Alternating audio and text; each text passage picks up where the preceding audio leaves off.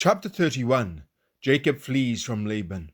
But Jacob soon learned that Laban's sons were grumbling about him. Jacob has robbed our father of everything, they said. He has gained all his wealth at our father's expense. And Jacob began to notice a change in Laban's attitude toward him. Then the Lord said to Jacob, "Return to the land of your father and grandfather, and go to your relatives there, and I will be with you." So Jacob called Rachel and Leah out to the field where he was watching his flock and said to them, "I have noticed that your father's attitude toward me has changed, but the God of my father has been with me. You know how hard I've worked for your father, but he has cheated me, changing my wages 10 times. But God has not allowed him to do me any harm. For if he said, 'The speckled animals be your wages,' the whole flock began to produce speckled young. And when he changed his mind and said, 'The striped animals will be your wages,' then the whole flock produced striped young. In this way God has taken your father's animals and given them to me." One time during the mating season, I had a dream and saw that the male goats mating with the females were streaked, speckled, and spotted. Then, in my dream, the angel of God said to me, "Jacob," and I replied, "Yes, here I am." The angel said, "Look up, and you will see that only the streaked, speckled, and spotted males are mating with the females of your flock. For I have seen how Laban has treated you. I am the God who appeared to you at Bethel, the place where you anointed the pillar of stone and made your vow to me. Now get ready and leave this country and return to the land of your birth." Rachel and Leah responded, "That's fine with us. We won't inherit our father's wealth anyway. He has reduced our rights to those of foreign women. And after he sold us, he wasted the money you paid him for us. All the wealth God has given you from our father legally belongs to us and our children. So go ahead and do whatever God has told you."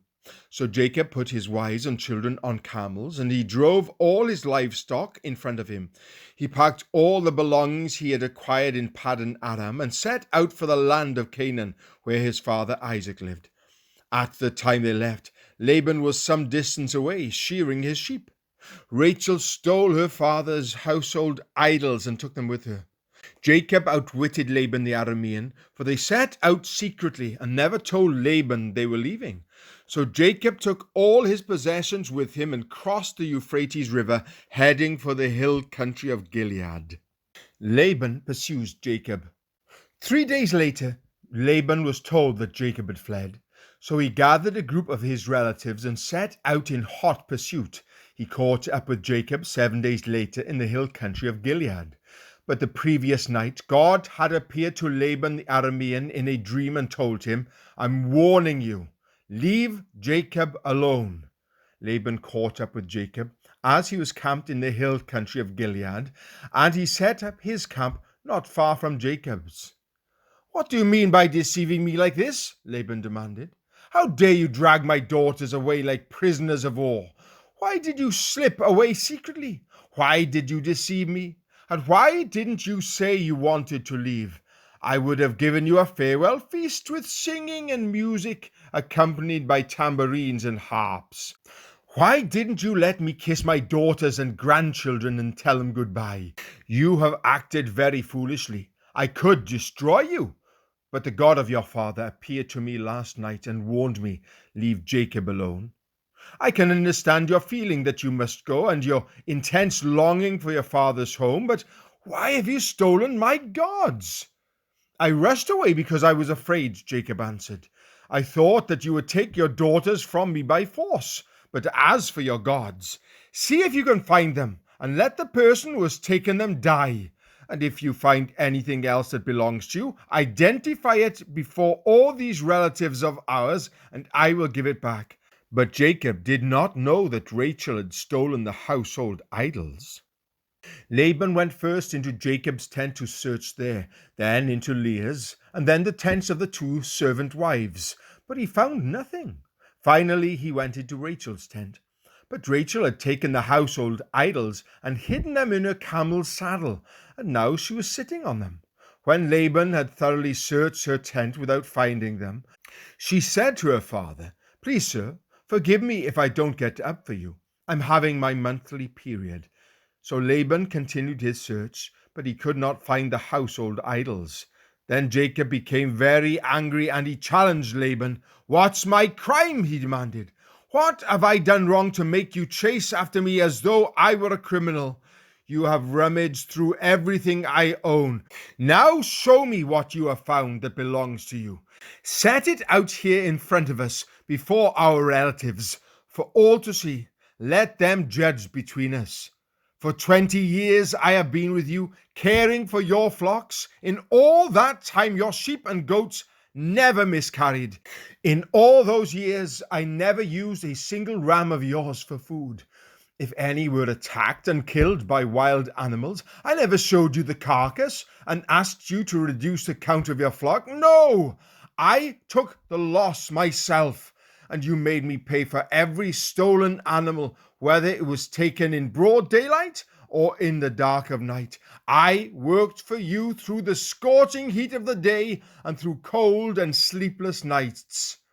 Yes, for 20 years I slaved in your house. I worked for 14 years, earning your 2 daughters, and then 6 more years for your flock, and you changed my wages 10 times. In fact, if the God of my father had not been on my side, the God of Abraham and the fearsome God of Isaac, you would have sent me away empty-handed. But God has seen your abuse and my hard work. That is why he appeared to you last night and rebuked you." Jacob's treaty with Laban. Then Laban replied to Jacob, "These women are my daughters, and these children are my grandchildren, and these flocks are my flocks. In fact, everything you see is mine. But what can I do now about my daughters and their children? So come, let's make a covenant, you and I, and it will be a witness to our commitment." So Jacob took a stone and set it up as a monument. Then he told his family members, "Gather some stones." So they gathered stones and piled them in a heap. Then Jacob and Laban sat down beside the pile of stones to eat a covenant meal. To commemorate the event, Laban called the place Jegar-sahadutha, which means witness piled in Aramaic, and Jacob called it Galeed, which means witness pile in Hebrew. Then Laban declared, "This pile of stones will stand as a witness to remind us of the covenant we have made today." This explains why it was called Galeed, witness pile, but it was also called Mizpah, which means watchtower. For Laban said, "May the Lord keep watch between us to make sure that we keep this covenant when we are out of each other's sight. If you mistreat my daughters, or if you marry other wives, God will see to it even if no one else does. He is a witness to this covenant between us." "See this pile of stones," Laban continued, "and see this monument I have set between us. They stand between us as witnesses of our vows. I will never pass this pile of stones to harm you, and you must never pass these stones or this monument to harm me. I call on the God of our ancestors, the God of your grandfather Abraham, and the God of my grandfather Nahor, to serve as a judge between us." So Jacob took an oath before the fearsome God of his father Isaac to respect the boundary line. Then Jacob offered a sacrifice to God there on the mountain and invited everyone to a covenant feast. After they had eaten, they spent the night on the mountain. Laban got up early the next morning, and he kissed his grandchildren and his daughters and blessed them. Then he left and returned home.